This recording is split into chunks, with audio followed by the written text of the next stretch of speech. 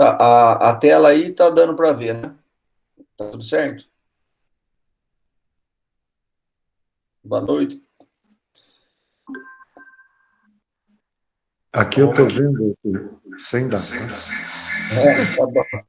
Vamos lá. Então, nós paramos aqui no estudo da Gênesis, né? No item 32. Esse item 32, ele já fica, né, o tema possessos começa no 29, né? Então, eu tenho 29, 30, 31 que nós abordamos semana passada. E agora temos 32. Então, esse capítulo que Kardec separa dos processos, ele vai até o item 36. Tá? Nós estamos aí no 32. No item 32, Kardec vai pegar um texto de São Mateus, capítulo 12, versículo de 22 a 28. Né? Então, foi-lhe apresentado um possesso cego e mudo. E ele o curou, de modo que começou a falar e a ver. Só um minutinho que eu vou pro Lorival aqui. Boa noite, Lorival. Então, no item 32, né, foi apresentado um processo cego e mudo, e ele o curou, de modo que começou a falar e a ver. Todo o povo ficou cheio de admiração e disseram: não é esse o filho de Davi? Mas os fariseus, ouvindo isso, disseram: esse homem só expulsa o demônio pela virtude de Beelzebul, príncipe dos demônios. Ora, Jesus, conhecendo seus pensamentos, lhe disse: todo reino dividido contra ele próprio, e toda cidade ou casa que esteja dividida contra ela própria, não poderá subsistir. Se Satã expulsa Satã, ele está dividido contra si mesmo. Como, pois, seu reino subsistirá? E se é por Beelzebul que expulsa os demônios, por quem vossos filhos os expulsarão? É por isso que eles serão os vossos juízes. Se eu dou caça aos demônios, pelo Espírito de Deus, o reino de Deus está, pois, vindo até vós. Isso passa-se muito tempo, né? E Kardec vem agora com o Espiritismo, tentar, colocando no livro da Gênesis, para poder nos explicar toda essa passagem. Né? Então, o que chama atenção é que, até hoje, né, nós temos esses resquícios de que, quando tem alguém falando em nome de um espírito, esse espírito, na maioria das crenças, ela tende a ser mal. Né? O ser humano comum, ele só, quando ele se manifesta um espírito por ele, sempre é um demônio. Né? Só é tido o benefício, vamos dizer assim, de uma comunicação de um anjo, se for, né, um eleito daquela igreja ou daquela congregação. E isso é muito forte. Então, os próprios fariseus, na época, eles já tinham que, se Jesus estava fazendo alguma coisa, ele não falava em nome de Deus. Ele estaria agindo em nome do adversário, né? Em nome do demônio, né? Daimon lá na época, né? Na verdade, o adversário, né? É aquele que está contra as leis e os princípios de Deus. E Jesus, ele volta a começar a, a embutir na nossa consciência que o evangelho e que as leis divinas, elas têm que ter uma lógica, têm que ter um raciocínio. E toda hora Jesus nos provoca. Sempre para que a gente use a razão, para que a gente possa começar a compreender como é que funciona o reino de Deus. Então Jesus, ele é lógico, ele fala assim: se eu faço tudo isso em nome de Satã, de Beelzebul, né, ou de um daimon, né, que é contrário a Deus, esse reino já está dividido. E aí ele vai mais longe. Se eu faço e expulso isso por Beelzebu, aqueles que me seguirem, que vão ser os filhos, né, deles mesmos, vão expulsar em nome de quem? Sempre vai estar a crença, né, de uma figura brigando com Deus em potência e força e usando o ser humano como um joguete ao seu bel prazer. Então, Jesus vem quebrando, começando a quebrar essa crença, né, e informando que se ele assim está fazendo, é porque ele está desvendando o reino de Deus e que esse reino de Deus já está vindo até nós, né, trazendo um conceito de que Deus é um Deus presente, né? Já começa também a embutir isso, porque a ideia era que Deus ficava num outro plano, nos observando, e a hora que precisasse, ele dava uma intervenção, ou uma graça, ou um apoio diferenciado para o povo eleito, e os outros povos seriam castigados. Né? Então, por isso também que eles esperavam Jesus, o Messias, empunhando uma espada, porque a ordem era destruir o inimigo, né? Era essa mentalidade que eles tinham. E Kardec vai comentar isso, né? As libertações de possessos figuram com as curas entre os atos mais numerosos de Jesus. Entre os fatos dessa natureza, existe aquele que foi reportado acima no item 30. Lá no item 30, nós começamos também falando sobre isso, né? Também está aqui, após eles terem saído, apresentaram um homem mudo, possuído do demônio. O demônio tendo sido enxotado, o mudo falou, e o povo, tomado de admiração, dizia: nunca, jamais vi semelhante coisa em Israel. Está em São Marcos. Então, Kardec remonta o item 30 acima, em que a possessão não é evidente. É provável que aquela época, como acontece ainda em nossos dias, atribuía-se à influência dos demônios todas as doenças cuja causa fosse desconhecida, principalmente o mutismo, a epilepsia e a catalepsia. Então, isso acontecia na época. A ciência, até um pouquinho ali na época de Kardec, né, até 1800, 1700, com a vida de Hahnemann e Mesmer, era muito forte isso, porque a doença ela estava nos humores, né, na bilis negra, na bilis amarela. Então, você tinha os fluidos malignos e na sangria você ia expulsar o mal, porque esse mal era tido como uma influência demoníaca. Então, a medicina ela vinha muito aliada nessa época, né, com essa parte de quase que tudo ser espiritual. E se você fosse um observador das leis impostas pelos dogmas, você seria agraciado, liberado, né, e não seria punido por Deus. E aquele que era castigado, um leproso ou qualquer outro tipo de doença, era um ser que Deus estava castigando, né, e a medicina não ia dar conta disso. Então, isso ainda era muito forte. Na época de Kardec, a medicina também ainda estava muito nessa medicina dos humores, né? Você jogava ácido na pele para sair bolha, para aquela bolha formasse um líquido, e aquele líquido estava expulsando o mal interior. Então, era uma visão assim muito complicada. E aí, o que aconteceu hoje, né?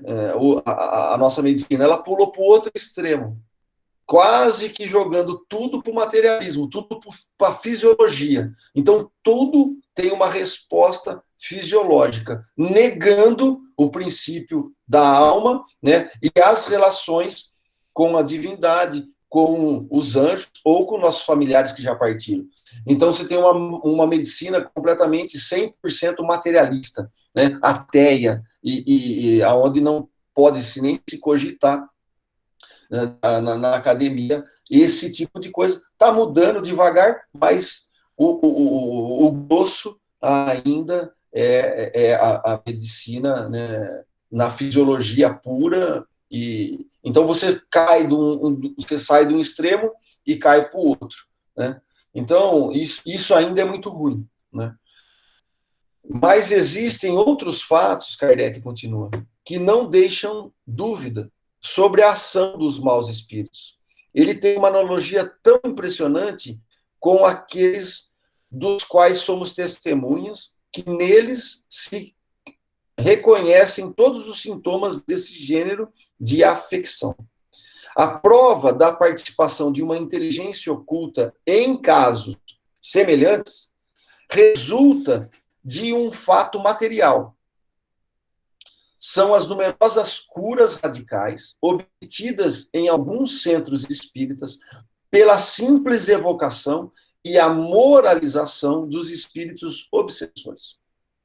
Sem magnetização nem medicamentos, e frequentemente na ausência e à distância do paciente, a imensa superioridade do Cristo dava-lhe uma tal autoridade sobre os espíritos imperfeitos, então chamados demônios, o que lhe era suficiente para ordenar que se retirasse, e eles não pudessem resistir a essa injunção. Então, é interessante a gente analisar essa questão que o Kardec está colocando, porque ele fala que nesses casos, desses espíritos obsessores, não era nem pela magnetização, nem pelo medicamento, né? E frequentemente na ausência e à distância do paciente. Como muitas curas, Jesus não estava nem presente, e ele não estava, né? Os leprosos que nós estudamos para trás. Jesus dá um comando, os 10 leprosos estão vindo, Jesus não chega perto, ele fala assim, vá mostrar para o sacerdote, e eles vão, no meio do caminho, eles vão sendo curados, né? E outras curas que Jesus não impõe a mão, nem impõe o olhar e a distância. Então, é muito relevante nós entendermos essa passagem, né, que nesses casos aqui, onde não tem a magnetização do fluido espiritual do próprio Cristo, nem medicamentos, mas isso acontecia algumas vezes na ausência e à distância do paciente. E como que se dava isso? Pela simples superioridade do Cristo no que tange ao cunho moral. Por isso que ele fala aqui, a imensa superioridade do Cristo dava-lhe uma tal autoridade sobre os espíritos imperfeitos, então chamados demônios, o que lhe era suficiente para ordenar que se retirasse. E eles não podiam resistir, porque quando você tem um espírito muito evoluído, essa injunção, né, da presença deles não tem a necessidade de um magnetismo e nem de medicamentos. É simplesmente uma relação de evolução moral para um outro ser que ele acaba sendo submisso por força moral. Então, esse é um caso que Kardec está destacando. E eu queria que a gente... e eu estou provocando para a gente destacar isso, por quê? Porque Kardec ele vai colocar que o capítulo 14, que vai ditar todos os itens dos fluidos, né? E ele vai aqui do 1 até o item 49. Então, Kardec ele chama atenção assim, olhe o item 46. O item 46 é quase um dos últimos do estudo dos fluidos. das propriedades de como se comporta. Então vamos dar uma olhada que eu acho que vale a pena para a gente entender essa ressalva que Kardec está colocando aqui.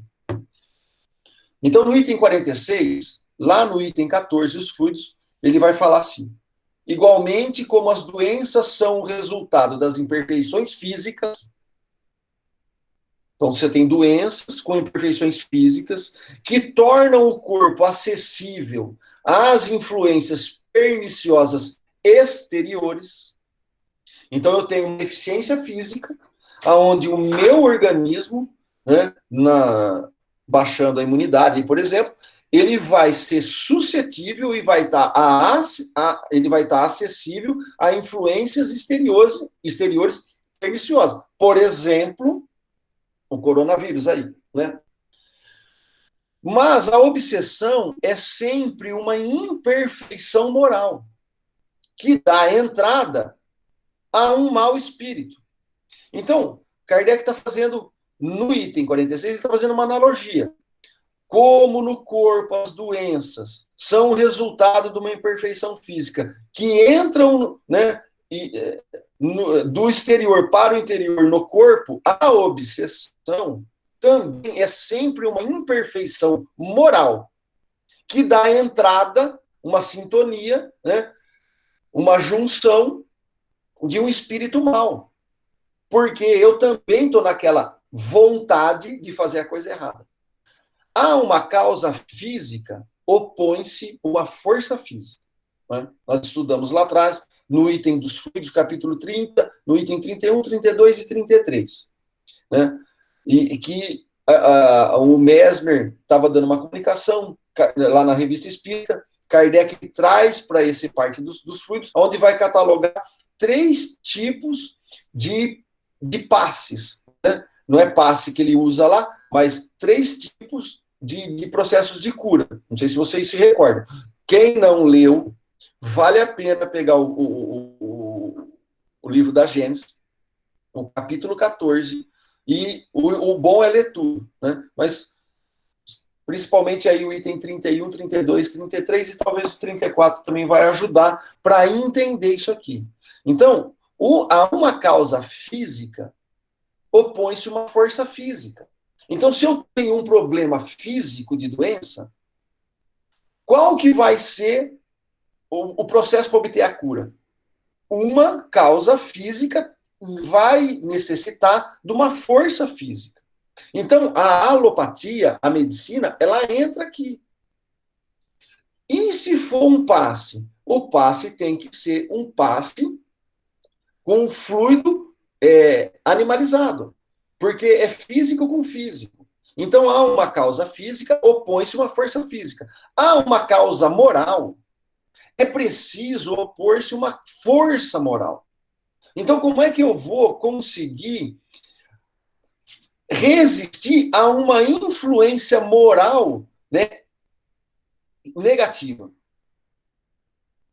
Eu elevando o meu desejo, a minha vontade, para não errar.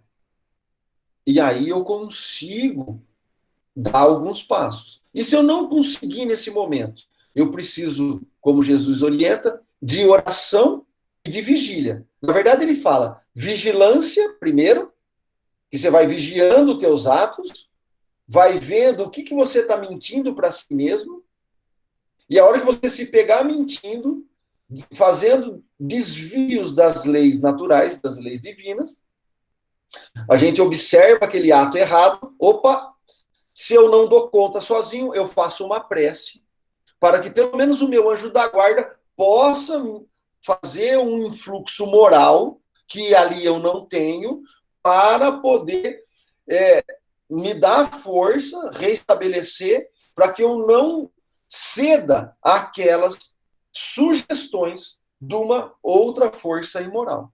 Então, para uma força física, uma causa física, uma força física. Isso vai dar em todos os segmentos, desde a medicina, como no passe, e é o que Kardec está chamando a atenção aqui, que nessa cura especificamente não foi nem magnetismo e nem remédio, mas foi a simples presença moral do Cristo. Então, para uma causa moral, é preciso uma força moral. Para preservar-se das doenças, fortifica-se o corpo. Para se garantir a obsessão, é preciso fortificar a alma.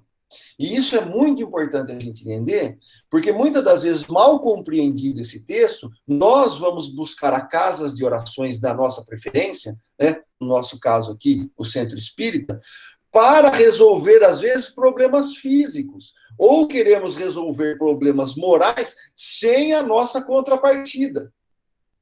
Então, se eu não conseguir colocar a fé, a vontade em ação, em movimento, para sobrepor a esse influxo moral, eu não vou. Eu posso tomar 200 passes, eu posso tomar 2 litros de água fluidificada, eu posso tomar um caminhão de remédio. Se eu não mudar o meu desejo de fazer o mal, ou a coisa errada, e a coisa errada aqui é tudo que é contrário à lei do bem, do bom e do belo. Né? Tudo que foge às leis divinas. Ah, mas como é que eu sei isso, Arthur? Está na nossa consciência. Isso vai do grau de evolução de cada um, do grau de entendimento de cada um, e do desenvolvimento intelectual que cada um está buscando.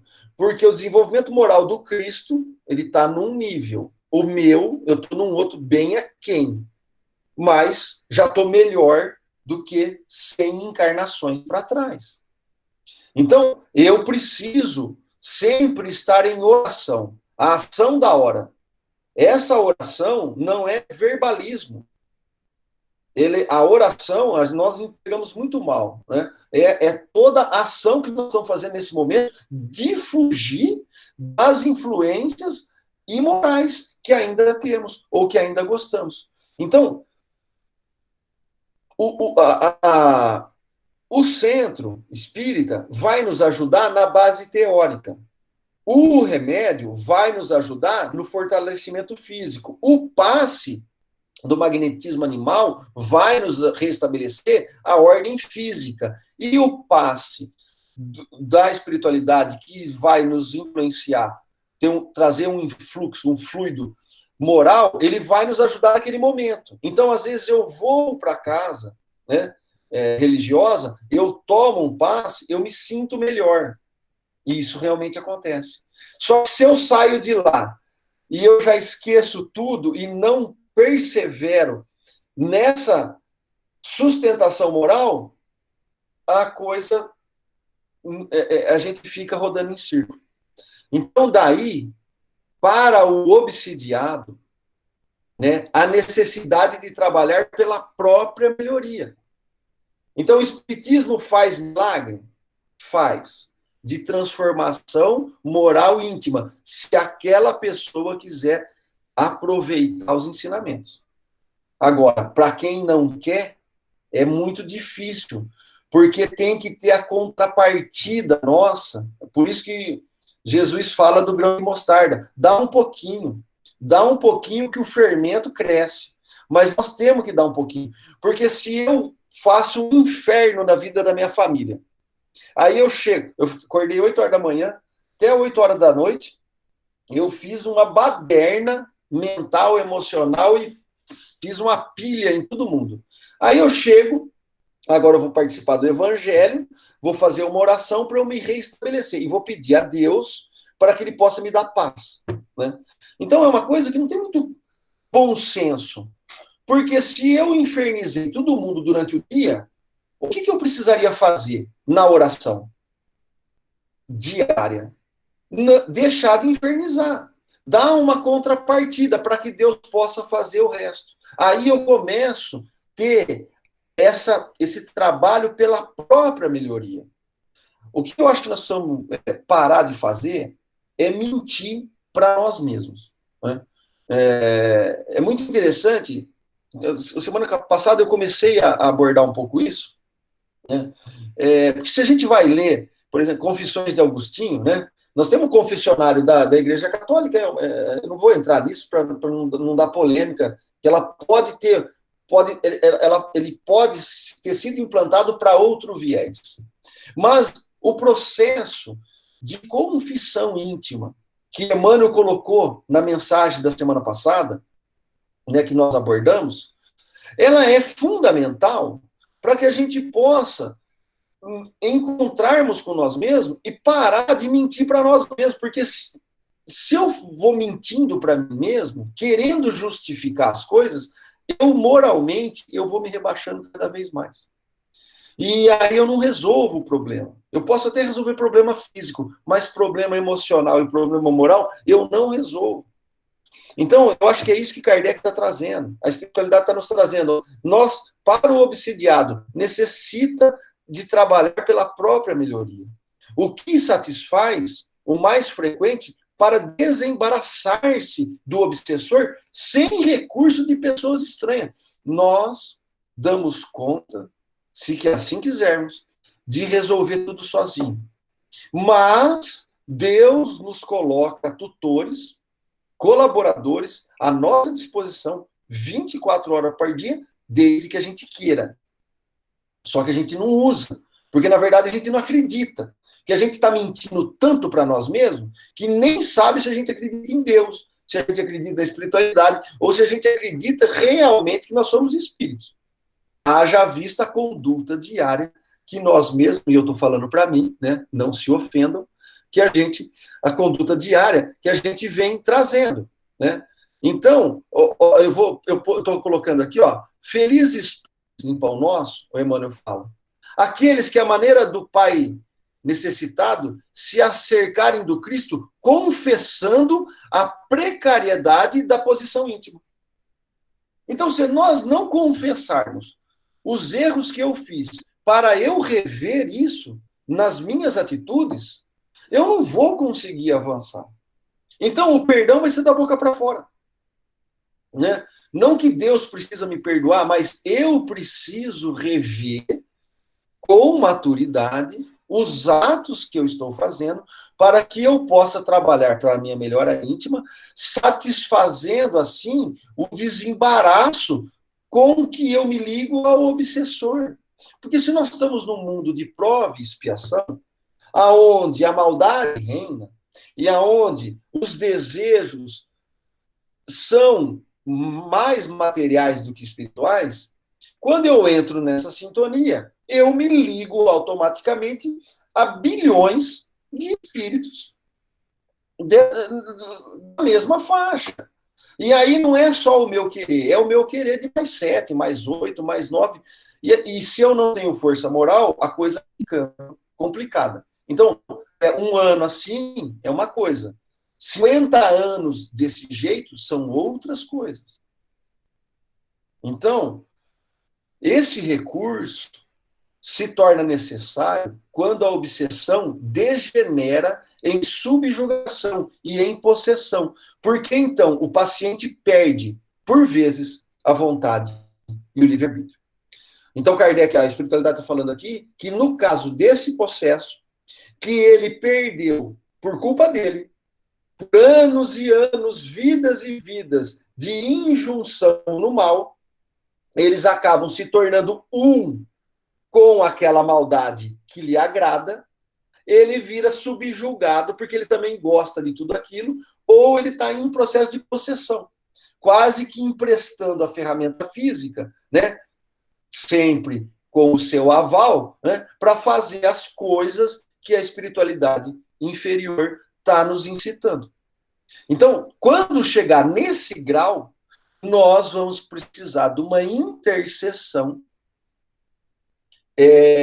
porque eu estou acabando de não usar minha vontade e o meu livre-arbítrio está quase que indo por água abaixo. Então, nesses casos, muitos críticos, né, nós vamos precisar realmente do tratamento espiritual. E aí, só a doutrina espírita, por enquanto, explica todo esse tratado, todos os princípios de como fazer, como proceder e como se libertar de tudo isso, né?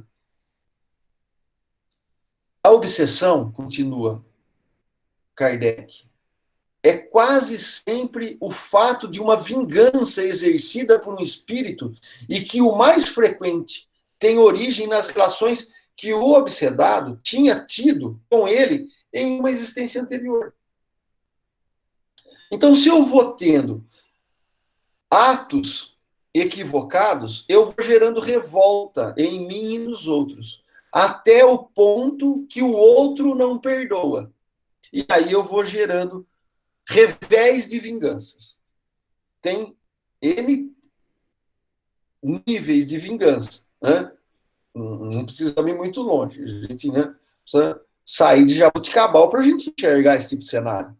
Então, por isso nós precisamos tomar cuidado. Nós precisamos tomar cuidado com o que a gente fala. Nós precisamos tomar cuidado com o que a gente posta. Nós precisamos tomar cuidado com o que a gente está defendendo. Porque, na maioria das vezes, dentro do que está por trás de todo o cenário mundial, eu, cada vez mais, estou tendo para mim, para comigo mesmo, que as coisas que estão por trás, elas me são desconhecidas. Então, eu fico tentando procurar o que está por trás de uma tomada de decisão. Né? Então, porque senão eu já julgo, e assim eu já fiz várias vezes, num primeiro instante, mas aí eu vou ver, eu estava errado. Porque, na verdade, eu não sabia do que eu estava falando. O problema é o viés negativo que isso pode vir como efeito bumerangue para nós mesmos, porque não sabemos quem que nós vamos atingir e qual que é o grau daquela pessoa no sentido de não de deixar aquilo para trás. Então, às vezes, né, numa fechada de trânsito, eu posso xingar, a pessoa pode estar armada, ela dá uma volta, vem e atira na minha cabeça, por exemplo. É um exemplo que acontece, né, e é isso. É um sentimento de vingança ali, de 1 minuto. Então, nós precisamos tomar muito cuidado. Nos casos de obsessão grave, o obsidiado é envolvido e impregnado por um fluido pernicioso que neutraliza a ação dos fluidos salutares e o repulsa. É desse fluido que se torna necessário se desembaraçar. Então, quando Jesus vai para esse obsidiado e não utiliza do magnetismo animal dele e de medicamento, ele está utilizando o desembaraço desse fluido aqui pernicioso por um fluido salutar que Jesus tinha em abundância. Então é desse fluido que se torna necessário se desembaraçar, daquele fluido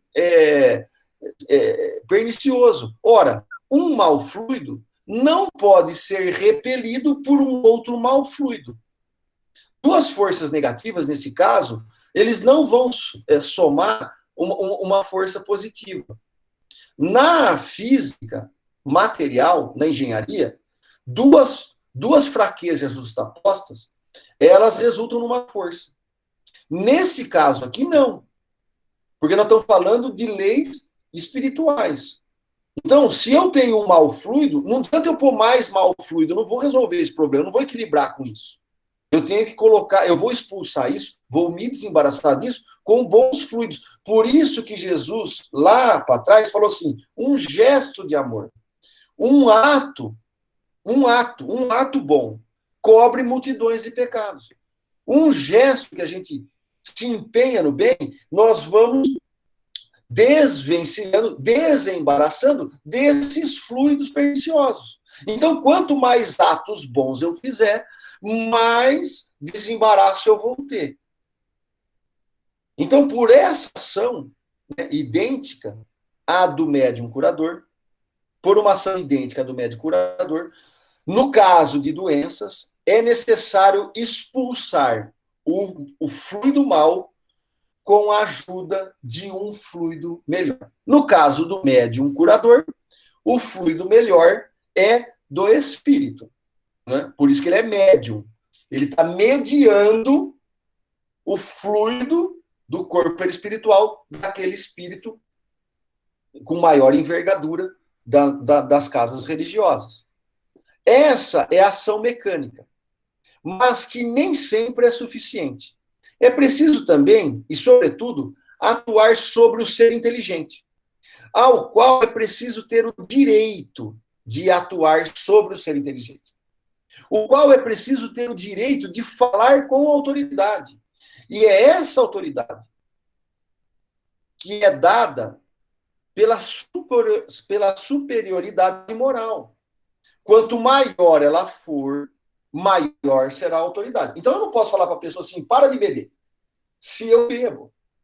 A mesma coisa vai acontecer com o passe. Eu vou lá, estou disponível para dar o passe. Aí eu fumei o dia inteiro, e por uma infelicidade do destino, a pessoa que está recebendo o passe está justamente querendo largar do cigarro. O que eu posso dar de alguma coisa boa para ele?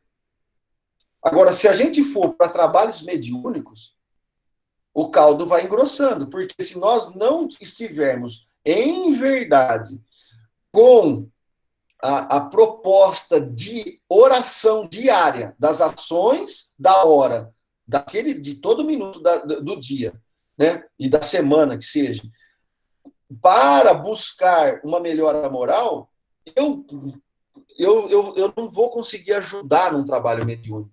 Na verdade, eu vou dar trabalho e vou ser ajudado, né? Sempre Deus tira uma oportunidade do mal. Mas o que a espiritualidade esperaria de mim se eu estou predispondo-me a trabalhar na casa?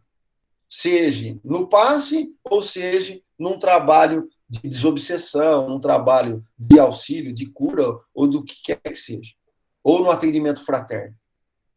Eu tenho que lutar para estar buscando a melhora moral, porque tudo aquilo que me faltar, aquele trabalhador que me acompanha, começando pelo meu anjo da guarda, vai suprir o que eu não tenho, desde que eu esteja buscando o bem.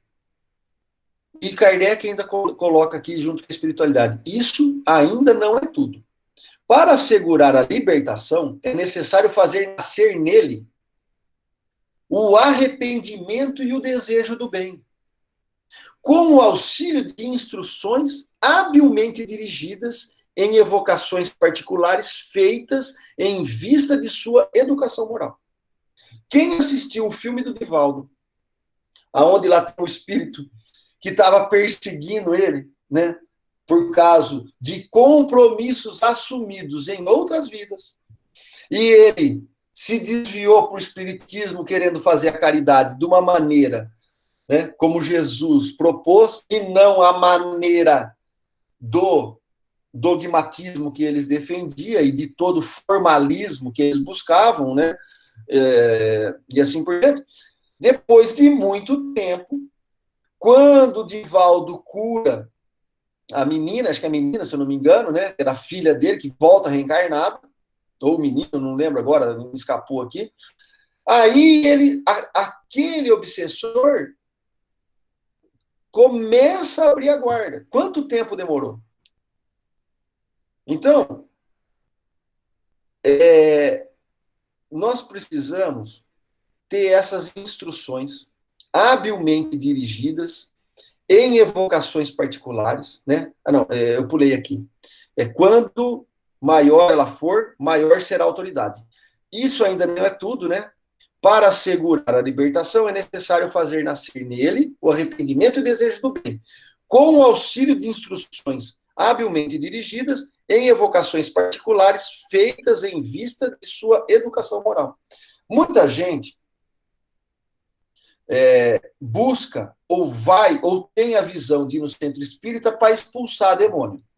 Não, eu preciso fazer uma sessão de descarrego, eu preciso, né, expulsar o demônio da casa, porque ele está perturbando a casa, mas poucos se atentam à necessidade da educação moral dos dois lados, do reencarnado e do desencarnado. Então, pode-se ter a dupla satisfação, se assim a gente conseguir, de liberar um encarnado e converter um espírito imperfeito. Esse é o objetivo do espiritismo, né? Que a medicina está muito longe, né, de alcançar. Nós temos aí já os médicos espíritas, né, fazendo um excelente trabalho, mas para que isso seja inserido na academia realmente, estou falando a nível mundial, né, ainda eu acho que vai um tempinho. E eles Kardec, e Kardec continua, a tarefa se torna mais fácil quando o obsedado, compreendendo a sua situação, traz sua contribuição voluntária e traz a sua prece. Não ocorre dessa forma quando aquele que está seduzido pelo espírito mentiroso se ilude sobre as qualidades do seu dominador e se compraz no erro, onde esse último o mergulha. Por quê? Então, longe de ser secundar, ele repele a assistência. É o caso da fascinação. Sempre infinitamente mais rebelde que a subjugação, a mais violenta. Em todos os casos de obsessão, a prece é a mais poderosa auxiliar para agir contra o espírito obsessor. Então, esse espírito mentiroso, ele vai ligar-se ao quê? Às nossas mentiras. Tudo que eu estiver mentindo, tudo que for inverdade, tudo que for fora da verdade das leis de Deus, né? Por isso buscar a verdade, e a verdade vos libertará. Eu tenho entendido, e fazendo uma releitura dessa verdade, que não é uma verdade que eu vou buscar nos textos, extraindo conceitos e aplicando eles como uma varinha mágica, mas auxiliando todos os ensinamentos para que eu veja a mentira que eu tenho dentro de mim mesmo e eu busque a verdade e que essa verdade ela sobressaia de mim. Porque se eu continuar mentindo, eu estou falseando. Então eu resolvo o problema. Não, de qualquer coisa que seja, material, mas eu não resolvo o problema moral. Então, por exemplo, eu largo de beber, ou largo de usar drogas, sei lá, qualquer coisa, estou chutando aqui, né? Mas eu não mudo meu comportamento. Então não adiantou nada, porque, claro, melhorou, né? Mas o passo da libertação é só quando eu parar de mentir. Quando eu realmente fizer essa introspecção, como o Emmanuel fala, fazer essa confissão interna e realmente estar disposto a trabalhar por ela. Porque nós vamos ter 3 tipos de obsessão, né? Isso ele coloca aqui, né, no item 14 dos fluidos. Busquem no livro dos médiuns, capítulo lá 23, que é onde vai ter os itens, né? E o capítulo 23, o que vai falar o capítulo 23? Ele é muito grande. Então, só vou dar uma resumidinha aqui. Ele vai estar falando de obsessão simples, ele vai estar falando de fascinação, ele vai estar falando de subjugação, causas da obsessão e meios de combatê-la. Então, esse capítulo 23, que o Kardec, lá na agência, está mandando, vá ler de novo lá. Lê de novo lá no Livro dos Médiuns, né? Porque a Gênese é a 5ª obra. E aí ele está falando assim, busca lá na 2ª obra, né? Na ordem das 5 aí, né? Que é do Livro dos Médiuns, releia lá porque está faltando conceitos. Então, o Manuel Filomeno de Miranda, o que ele vai falar? A palavra obsessão é, de certo modo, um termo genérico, pelo qual se designa essa espécie de fenômeno, cujos principais variedades são a obsessão simples, a fascinação e a subjugação. Dá-se a obsessão simples quando um espírito malfazejo se impõe a um médium, se imiscui a seu mau grado. Então você tem uma obsessão simples. A fascinação tem consequências mais graves. É uma ilusão produzida pela ação direta do espírito sobre o pensamento do médium. E que, de certa maneira, lhe paralisa o raciocínio. Então, tudo que é muito fundamentalista, tudo que é muito extremado, nós vamos ter vieses e ter resquícios de fascinação. Porque nós estamos saindo do equilíbrio e indo para os extremos. Então, precisamos tomar cuidado. Né? Tem muita gente fascinada aí, defendendo um monte de coisa, né? Não estou falando de política, não. Estou falando, às vezes, de ideologia de vida mesmo, né? Num cunho materialista terrível, que você não consegue convencer a pessoa de tão envolvida e acreditando que ela está certa. Né? A subjugação é uma constrição que paralisa a vontade daquele que a sofre e a faz agir a seu malgrado. Numa palavra, o paciente fica sobre o verdadeiro jugo, né? Ele fica subjugado, e essa subjugação, ela é moral. Por isso que o tratamento aqui não é físico, ele é moral. Vai ter sequelas físicas? Pode ter. Pode ser que, às vezes, está ali 200, 300 anos, vamos falar de uma vida só. Você está ali 50, 60, 70 anos no processo de subjugação, que vai explorar alguma coisa física, de tantos abusos irresponsáveis que nós fizemos.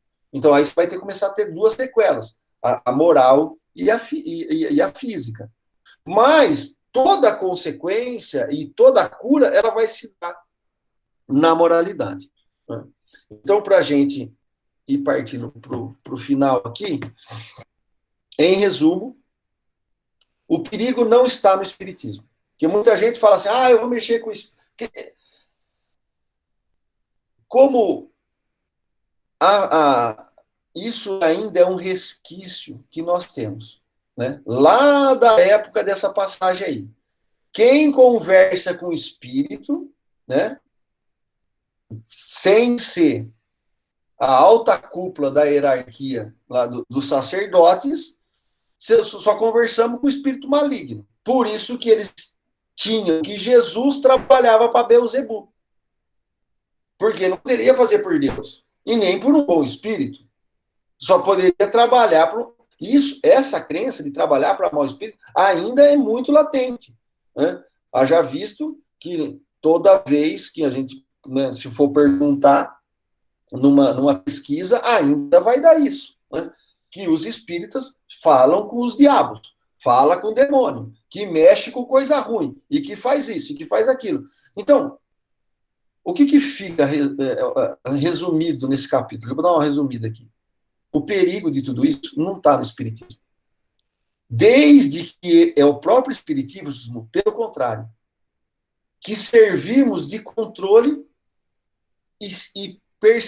e preservarmos do risco incessante a que nos expomos sem saber. É o espiritismo que vai nos trazer à luz essa ciência. A ciência dos espíritos. Ela, né, é que vai nos preservar de tudo isso. Ele, o espiritismo, né, está na orgulhosa, não é ele está na orgulhosa propensão de certos médiuns, né? O prejuízo, o perigo está na orgulhosa propensão que certos médiuns a se considerarem muito levianamente instrumento exclusivo dos espíritos superiores e na espécie de fascinação que não lhes permite compreender as tolices de que são intérpretes. Mas mesmo os que não são médiuns, podem se deixar envolver. Os médiuns, eles vão perceber, ou ter a oportunidade de perceber isso com mais clareza, porque às vezes está vendo, às vezes está ouvindo com mais nitidez, mas lembrando aqui que influenciação de espírito todos nós recebemos. Se não fosse assim, o nosso anjo da guarda não poderia ajudar. Então, nesse âmbito intuitivo, todos somos médiuns. Não é? Então, nós precisamos tomar cuidado para que a gente possa trabalhar no nosso cunho moral, né? Para que a gente possa estar realmente nos libertando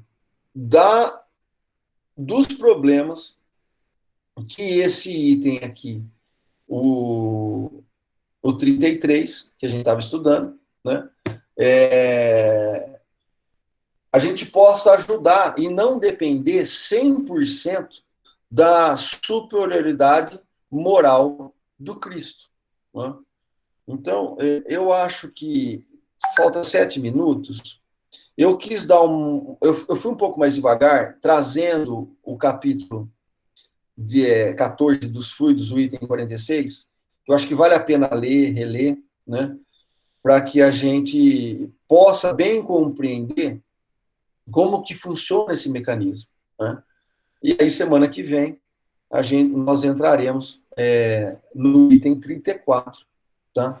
E se alguém quiser comentar, complementar, discordar, ou fazer algum complemento, né? Ou escreve, se quiser, ou se quiser apertar o botãozinho aí do microfone, é só falar.